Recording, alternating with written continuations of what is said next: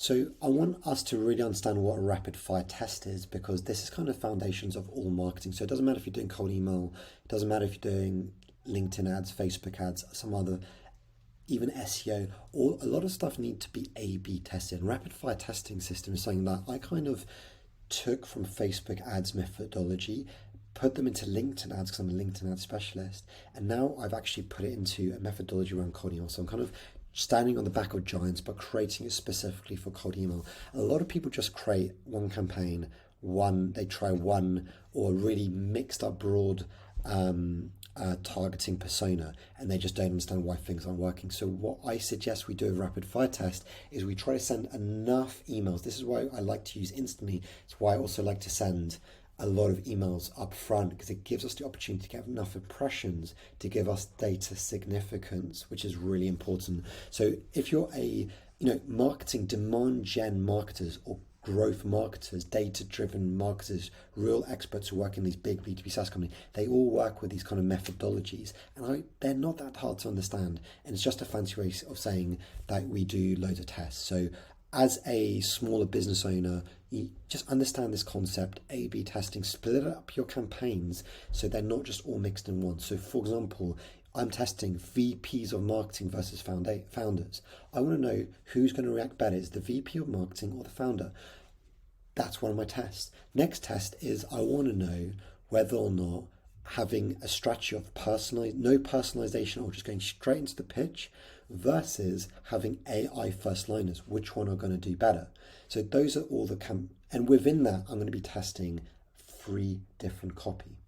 So if you click into here, each one of these campaigns has 3 different versions of copy. So those are all the A/B tests I'm doing to start with. I would recommend you don't go too heavy on the A/B tests because if you think about it, there's 3 different copy times 4 campaigns. So what's that? 8, 9, 10, 11, 12. We're doing eight A/B tests, and I'm going to be segmenting them in different ways. Sorry, we're doing 12 A/B tests. That's quite a lot. And if you divide that by 4,000, I'm not sure how many emails that is, but we need enough data significance. We need enough email per A/B test to really understand what's going on. So I wouldn't recommend doing more than that. But for you to understand that, I really think you should think about personas. First thing for sure, you should be doing at least 3 different versions of your email.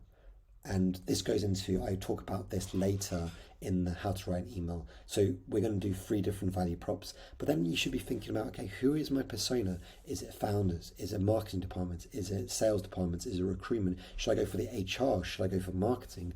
You might not know the answers, and that's okay, and that's the whole point. With this, month by month, we're going to be getting data in, and we're going to be getting answers. After month 1, I might be like, oh wow, the VPs are reacting really, really well. Okay, maybe I'm going to do another test now. I'm going to segment the VPs, but from 11 to 50 and 50 to 100. So I want to know which VPs are even better. So by month 2, I'm going to be like, oh, VPs from the bigger companies are really reacting well versus founders of smaller companies are not, and then I can also segment those. Like founders of 1,000 plus companies are not doing very well, but founders from 11 to 50 are really. And then eventually we can take this all the way to like deal size. And eventually, like if you go really, really deep into this months and months and months down the line, rapid fire testing system should give us answers like, well, the VPs from 50 to 200, they are the ones, they're the sweet spot because they convert quicker. They don't have a long sales cycle as say the 1,000 plus. And the deal sizes are pretty good, so we can get a lot more of those. Whereas the ones from 1,000 plus, the deal size takes so long, takes way more resources. And for example, the founder, so we can find the sweet spot, and we can kind of hone into that persona over time. But what I recommend is don't overdo the tests. We can segment like loads of different things from company sizes to job titles to industries. There are multiple different ways you can segment and slice your audiences, but don't go too deep, do broad, don't go, I'd kind of just do a few A/B tests up front, and then month 1, analyze the data and go make up new A/B tests as you go, and always have some benchmarks. So always have one which is a benchmark.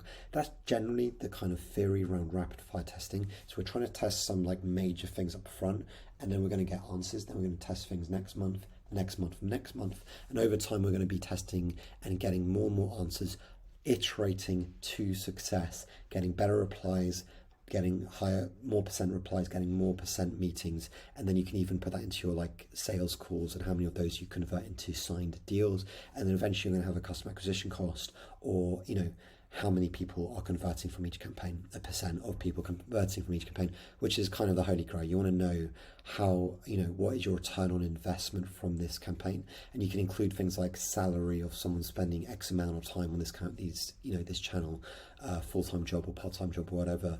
It does take a lot of time and faffing, whereas paid media takes a lot of time and faffing plus ad spend. So that's an overview on rapid fire testing. Hope that's useful.